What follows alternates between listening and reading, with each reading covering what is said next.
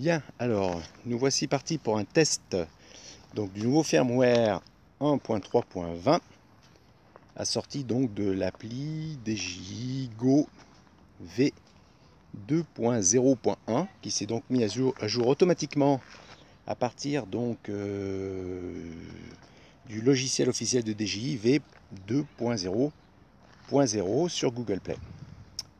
Donc on va, avant de démarrer, faire un petit nettoyage de la tablette classique. Voilà, une petite accélération, 24 processus libérés. Ensuite, on va faire une petite optimisation.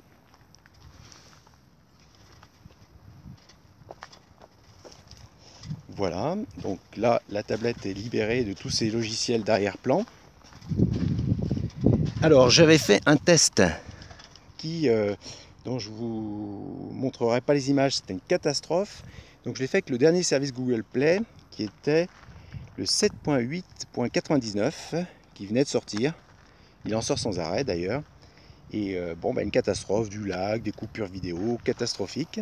Donc j'ai finalement décidé de downgrader ce service pour revenir en 6.7.77 de Lollipop 5.2.0.2 pardon. Alors, donc, eh bien, on va voir ce que ça donne dans cette configuration-là en image. Donc, je démarre l'RC.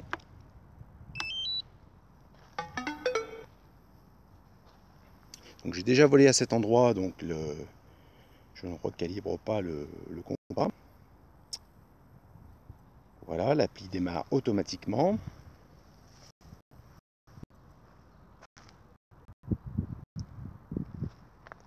Je démarre le drone.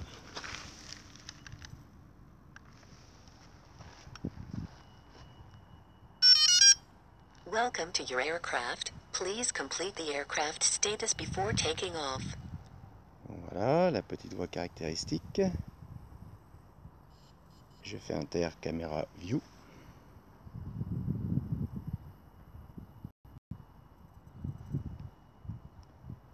Voilà. Je me débarrasse de tout ça là. L'appli est toute neuve, je sais pas comment il faut faire pour enlever ça, mais voilà, donc d'être requis, je sais pas pourquoi, parce que j'ai bien le dernier firmware. Hein. The home point has been updated. Please check it on the map. Voilà. Petit truc jaune, je sais pas encore ce que c'est. Alors donc, oui, j'ai bien la dernière appli. Si on regarde sur, donc pour voir les applis, il faut aller sur About. On voit que j'ai ce jour, donc je sais pas pourquoi il me met une mise à jour requis. On va donc pas en tenir compte. On attend que le drone fasse correctement la préparation au vol. Donc 18 satellites, tranquille. Alors c'est un peu plus long hein, avec cette appli, je trouve. Ça allait beaucoup plus vite avec DJI Pilote. C'est un peu plus long quand même. Hein.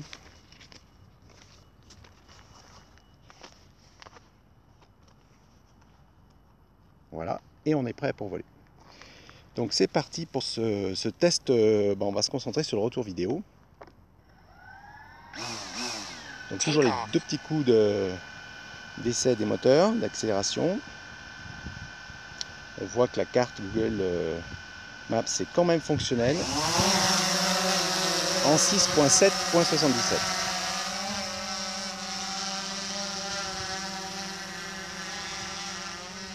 Alors on va se mettre à 50 mètres.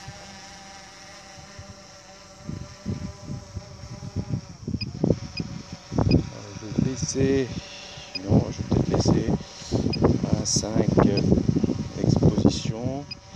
Voilà, je suis un petit peu trop supérieur pour qu'on voit assez bien l'image. Voilà. Donc on continue de monter.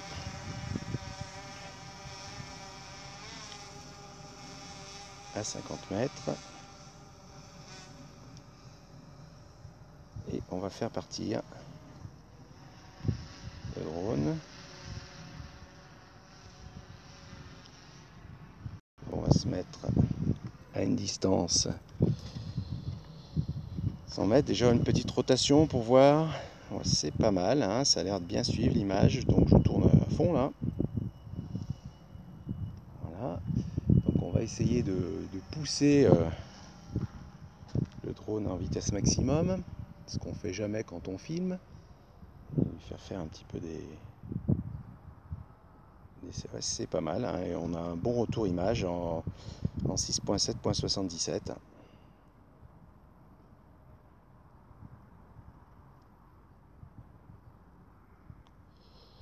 Voilà, donc là on voit toujours le drone, donc à noter, bon ça dépend de la vue de chacun, hein. Là je le vois, je suis à 400 mètres.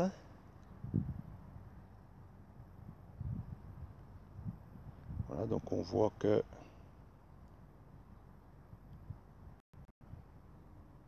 la liaison est bonne. On va monter un petit peu plus.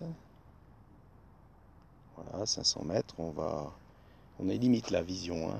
Voilà, là je le vois, mais je vois plus qu'un petit point noir. Voilà, donc on voit sur la carte en bas, eh bien que on voit bien la trajectoire suivie par le drone. La carte marche, se met en direct puisqu'on est dans une zone couverte 4G, hein. Donc je ne sais pas si je l'ai précisé, c'est une tablette 8.4 Wi-Fi. On ramène le drone, donc Wi-Fi et cellulaire. Et donc la carte est en temps réel, ce qui est quand même bien pratique. Donc là je ramène la bestiole en vitesse maximum. On voit que on va se mettre plus vers le sol. Bon, il y a une légère petite saccade, mais c'est vraiment pas méchant. En tout cas, la liaison est très bonne, hein. On a toutes les barres. J'aurais pu aller beaucoup plus loin, hein. Je vais rester sage.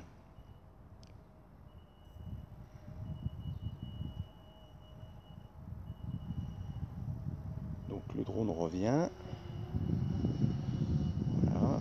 On va faire bouger un petit peu dans toutes les directions pour bien tester le lag. C'est très très bien, hein. On a un très bon retour vidéo. Vous avez vu que jusqu'à dans la zone où on le voit, où on le distingue, pas de souci. Voilà, on baisse, on monte.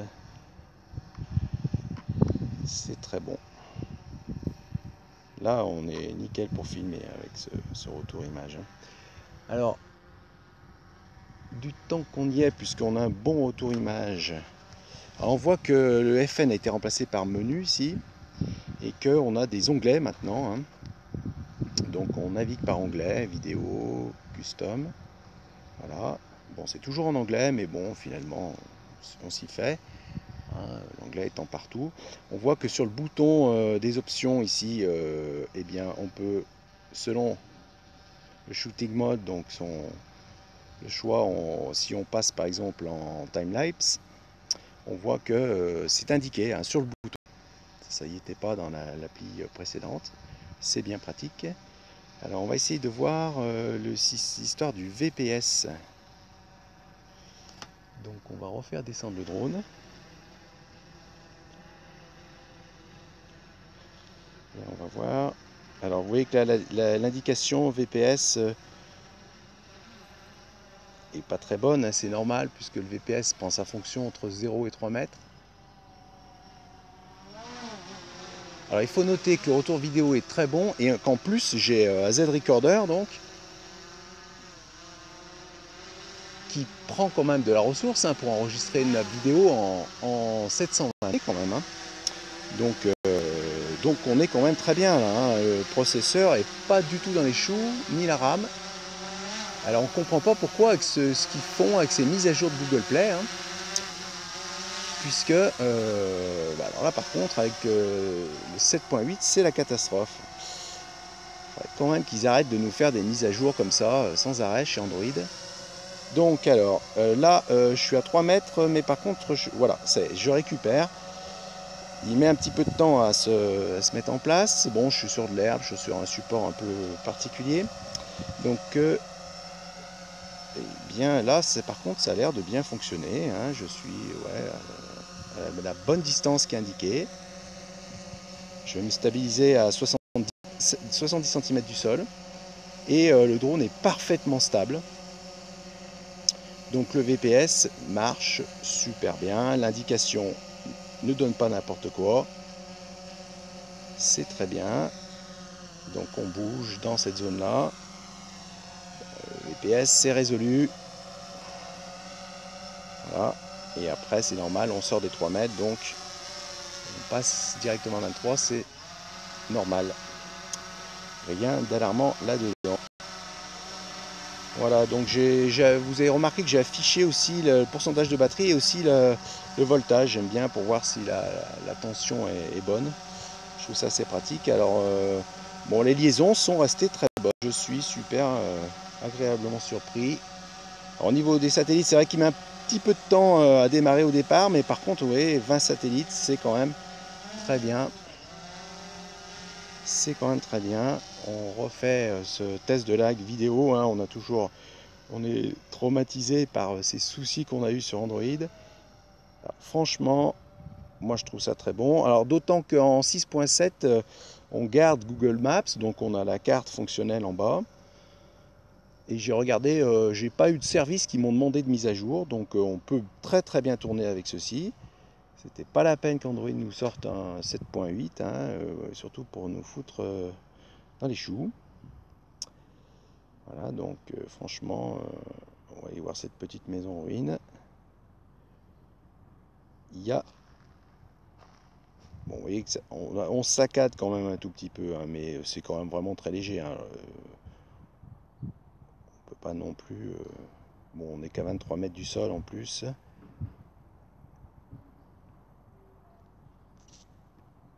Voilà, eh bien, moi je suis ravi. Mais bon, il faut downloader, hein. Voilà, c'est tout. Alors, il faut noter aussi que la possibilité de régler les chaînes, etc., c'est paru, hein, ça a disparu sur des Gigo. Enfin, je voulais dire les chaînes de fréquence avec le retour, la qualité de retour. Donc là, maintenant, c'est automatique. Mais bon, voilà, tout marche bien. C'est bien.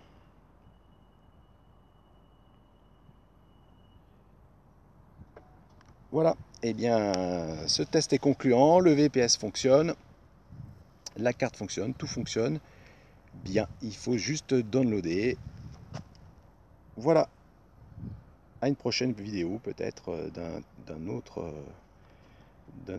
test.